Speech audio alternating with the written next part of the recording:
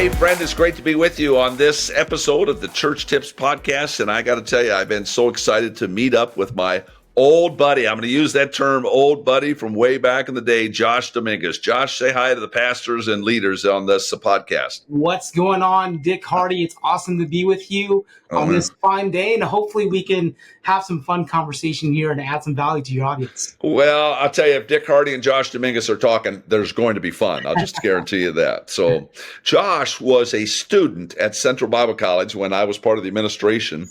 And so I was like the adult in the room when Josh was not. Yes. And fast forward, now the Lord has done a great job with his journey. And he's operating out of Camp Hill area, Harrisburg. Yeah, PA. And so I want to just jump in and have you make the audience aware of what the Lord has led you into and how you're servicing the church. So this is me dropping a quarter in you, Josh. So tell us what you do there with Refresh LED. Absolutely. Well, obviously, like you said, Dick, I went to Central Bible College, studied music and worship. I was a worship leader there for chapel. I traveled all over the country with a group called 57.7, and we had the opportunity to lead worship at camps and churches all over the U.S. throughout my 5-year tenure at CBC. Yes, like 5 years. Yeah, why not? That's how much I loved it. And since then, I've had a few different worship pastor positions throughout the country. And back in 2014, I felt the Lord just call me to step back out of ministry, to focus on my family, 3 young kids at the time, and to really step into the business world. And, I didn't know it at the time. I initially launched a business to help provide for my family and just to initially just put a roof over our heads.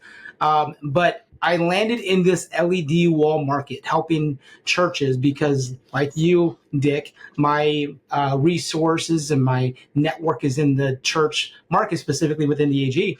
And I was able to lean on a lot of my friends, a lot of the guys to be able to help me get my foot in the door with some of these churches and help churches with their LED video walls, help them increase their engagement in their worship services and their experiences, and even increase their engagement in lobbies and different kid spaces and youth spaces and whatnot. So we've been able to really help hundreds of thousands of churches all over the U.S. since 2019 when I launched this company 5 years ago. And it has been a fun ride ever since. We've gone to general councils, we've been to district councils, we've been to worship conferences, and it has been a lot of fun. And really, our mission is to bring the kingdom of God down to this earth and to refresh others in the process. And that's why we're called Refresh. Oh, that is so good. That is so good.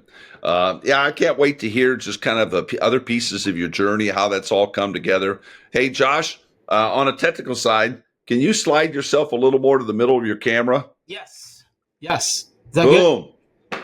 That's way better. Okay. Perfect. Because I'm so nerdy, I would say, why is he over here? I got to get him over there. There you go. Perfect. I did that. We did an interview with Mark Batterson like that, and he stayed half off the screen. Oh, no. So, yeah, that's all good. Okay, so listen, you got a pastor out there that's going, LED walls? I mean, really? In my church? So talk to us. There's this potential image that, well, LED walls are for what the big churches do. Mm-hmm. But I'm guessing your experience would say it can kind of go the gamut. Can you talk to us a little bit about that? It really can. I mean, it really serves a function, rather than having that cool factor. Buildings come in all shapes, sizes, and they all have different pros and cons. So some buildings have a ton of windows, and we've had a handful of really old cathedral-style churches that have a ton of windows and lets ambient light in. Well, projectors just can't fight through the ambient light getting into the room. So that's where LED walls serve a purpose. They solve a problem of the ambient light getting in. In other cases, churches were spending a lot of money on redesigning their stage with stage sets and backdrops, and having to come up with creative, crafty ways to create an engaging atmosphere, whether it was supporting a sermon series or a conference or an Easter set or Christmas set. whatever it may be, they kind of got tired of having to create that every season. So what LED walls do is they give you that ability to create different looks and feels, because they're what I call them digital Legos. When I talk to people at conferences that really don't have a lot of background in what this technology is, you can think of a design and you can create it using LED panels, which typically come in a square 1.5 by 1.5 feet. You think of the design, you draw it up, and we'll help you create it. And we've had churches create multiple crosses on the stage. They've created patterns using LEDs. And when you send an image across it, it gives it such a creative look and feel that just adds to the overall experience in the worship setting. Now, to your point, Dick, this is not to replace the presence of God. This is not the message, drawing them in through entertainment and through lighting, because I do also believe that too much of technology can, in fact, be a distraction in the church. And if we're not careful, we can lean on it too much and, even take away from the relevance of the gospel.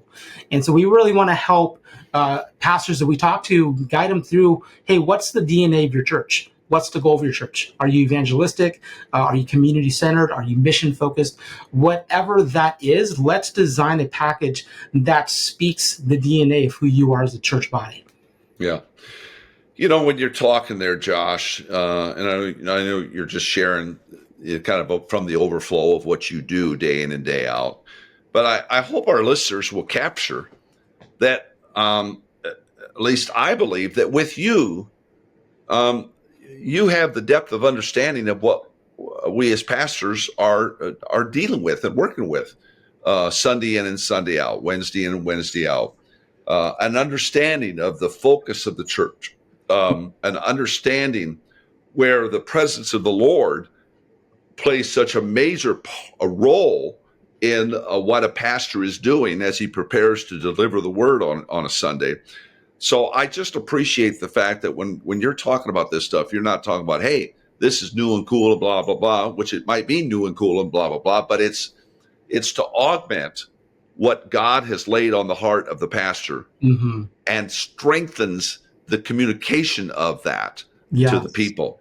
When we talked back in the spring, I remember you referencing the fact that it's the atmosphere of the whole church that a pastor needs to be thinking about. So while we think of an LED screen on the stage, there is so much more to the building than just the stage. Can you talk to us a little bit about that? Absolutely. And that's really, just kind of going back to what you mentioned earlier, our team is made up of people that volunteer in their churches on the weekends. Now, we have about 30 people on our team. Not every one of them are saved, but the majority of us are serving on a volunteer basis at our church. I'm still a worship leader. I led worship through college. I'm still volunteering in my church and helping out. So we carry that heart into our conversations. In fact, I train our sales team to ask, hey, what's the vision of your ministry? Not what size screen do you want? How big do you want it? None of that, because that's technical. That's very mechanical. What's the heart of your ministry? And let's see if we can find something that fits. And if it's not, that's okay. Because I want what's best for you and your ministry. And, to answer your question, your whole building is an opportunity to reach people, not just your auditorium. We put so much focus on the auditorium, which we should, because that's where the worship happens. That's where the word is given. That's where the offering, everything takes place there. But the outside of the church, I'm talking about the foyer, the coffee area, the entrances to your kids' space, entrances to where your youth are going. Those are all opportunity zones that a lot of churches, having been in and out of hundreds of churches all over the U.S., and quite frankly, are not taking advantage of those opportunities. When somebody walks through the doorway of your church building, they are automatically and subconsciously making judgments. They're wondering if I fit in here. Am I comfortable? What is this place all about? Can I find a home here? And messaging is a big part of that. Now, I've seen some churches do it very well, where they have people greeting and holding signs, and there's video messaging right there, and there's directions. It's very easy to come into that church building. But that is not the case with a lot of churches that we work with. And, so we created a course. It's a freebie. I'm going to put a link for you, Dick, to send out to your audience. Okay. But we put out a course talking about opportunity zones in your church, from your lobby to your coffee space to, where parents are checking in your kids, and how to utilize video, how to utilize messaging to really communicate your message. Like you mentioned earlier, if you're a mission-focused church, are you highlighting missionaries in certain areas and hallways? Are you talking about evangelism? If that's one of your focuses of your church, or even if it's a sermon series that you were going in, can you design certain aspects of your lobby to support whatever you're talking about in that season of your church's life? Yeah, absolutely. Mm-hmm. Well, we really appreciate you getting us the, what is that document called, that course called? So, we have called it How to Utilize Visuals to Increase Engagement. And that's just a freebie? It's a freebie, yes. Yeah, so we'll have that link in the show notes here. So if you want to tap into that, grab it and consume it. So I don't know the answer to this, so if maybe I'm going in someplace where I won't like the results, although I don't know what I wouldn't like. But so, do you provide? Does Refresh provide smaller LED walls to be used in lobbies or that kind of thing, or what do you recommend for pastors? Yeah, so maybe you don't want to go massive in your lobby or on your stage. That's totally fine. We have literally design products that fit a small space on your wall. We even have these small LED posters that replace those pull-up banners that we've all put off before. We have a digital version of that is on wheels. You can move it around to different parts of your lobby space or coffee shop area to give direction, to have video messaging going in between services while people are congregating and just fellowshipping out in the hallway. So we have a variety of different ways that you can implement video outside of just using TVs. Now, TVs are great. You have them up on the wall for different parts of this building, but creative LED wall technology just gives you the opportunity to use unique spaces to get your messaging across. Yeah, that is so good. Yeah. So you're going to get us, I assume, either with that other link, or you'll give us a separate link that people can go directly to your website and just start perusing around and looking at the stuff you got. I'll give you the link to how to utilize visuals to increase engagement. Of course, that'll be on our website. Anyone that's interested in just taking a look at Refresh and seeing, hey, what can be done here? We'd love just to have that conversation with you, and we do free mock-ups. Just to give you an idea of what it would look like on your stage, and come up with some creative designs for you. And what I like about Josh is there's not been an ounce of anything relative to him that has felt high pressure or anything. I mean, they are here to serve the church. Yes, we get it that it's a business in serving the church, but you're going to feel very, very comfortable making contact with Refresh LED. So I can't speak highly enough of what Josh and his team do there. Yeah. Is there anything? Again, I don't know the answer to this one either. So probably should have covered a few of these before we started here. But is there any? Are there any pitfalls or landmines that you've watched pastors step into that they ought to pay attention to when they start looking this direction? Yeah, when you upgrade anything in your church, there are always auxiliary tasks that go along with it on a weekly basis. Okay. For example, let's say you want to create this comprehensive and creative and unique LED wall design for your stage. Well, that is all great, and we can do that, and we can help you with that. But what does that look like on a week-to-week basis? I would ask that question, even if it's outside of LEDs, maybe it's cameras, or maybe it's, even implementing new drinks in your coffee shop. It doesn't matter what it is. The question of what does this look like on an ongoing week-to-week maintaining basis, is that a person you need to hire to help create the content you're going to put on that screen? Do you have to outsource that to a third party to help make sure the content you want to put on fits right? There's those questions. We typically will help pastors that we talk to answer those questions or even ask them. A lot of them say, well, I didn't even think about that. Well, and that's why we have these conversations. That's why, exactly. Yes. Well, I think that again is something that says to me, Refresh is there to help you A to Z and not leave you hanging. So if you're in a position where, or another pastor friend who's in a position where they might like to really step it up in this area and really accentuate that message that the Lord has given the church for the body and for the community, boy, I'd get a hold of Refresh LED in a heartbeat and just chat with them. So, Josh, this has been very good. Give us a parting shot. What do you want if a pastor hasn't heard anything you said? What is one thing you want them to remember out of this podcast? Yeah, I mean, for me, we want to see churches all over the U.S. really maximize what they're doing in ministry.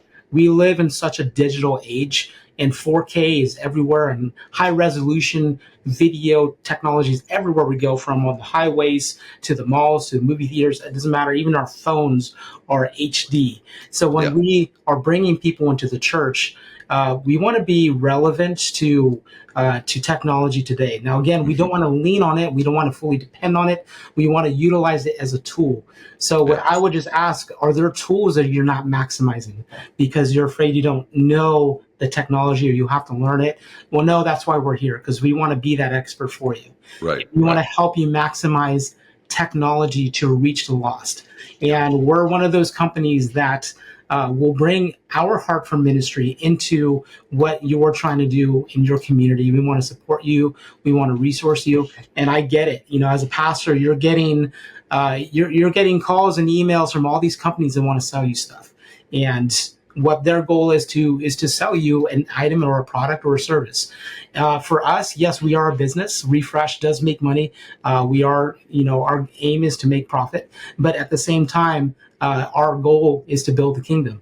So when you support a business like Refresh, and like Hobby Lobby, for example, who gives hundreds of thousands and even millions of dollars away to getting Bibles in people's hands, like Museum of the Bible is an hour and a half from us, and they pay for that museum in DC out of the profits of what they earned in Hobby Lobby. Exactly. And that's our same mission too. So I would encourage you, number one, are you utilizing technology? Are there tools you're not using out of fear of not knowing it? And number two, if you do use a company to help your church, I would encourage you to, keep it in the family. Make sure they're a faith-driven company, because what they're doing with those funds, they're going to turn it and they're going to multiply it. Yeah, no, that's very good. That is so good. Josh Dominguez, I can't tell you how much I appreciate you taking time to hang out with us for a bit. And I know our pastors have been enlightened.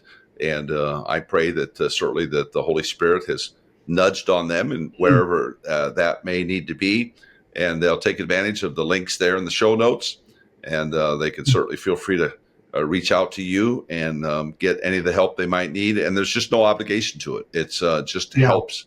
You want to help a church be the very best they can be. So absolutely. Thank you so much for having me on. I love what you're doing with Leaders.Church. You're resourcing thousands of pastors across the U.S. and probably even globally that I don't even know of.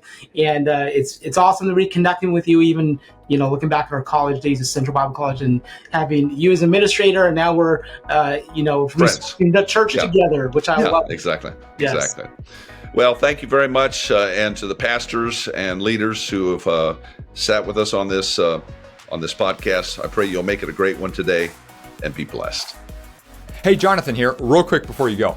Everything in your ministry rises and falls on your leadership. So investing in your leadership is essential to staying healthy and growing the ministry. And that's why I want to invite you to join us inside the Leaders.Church membership. This online streaming service for pastors gives you access to more than 300 videos plus training material to level up your leadership and improve your ministry skills. If you'd like to do that, I want to invite you to go to Leaders.Church/boost. Again, that's Leaders.Church/boost. Well, thanks again for joining us on the Church Tips Podcast. We'll look forward to seeing you next time.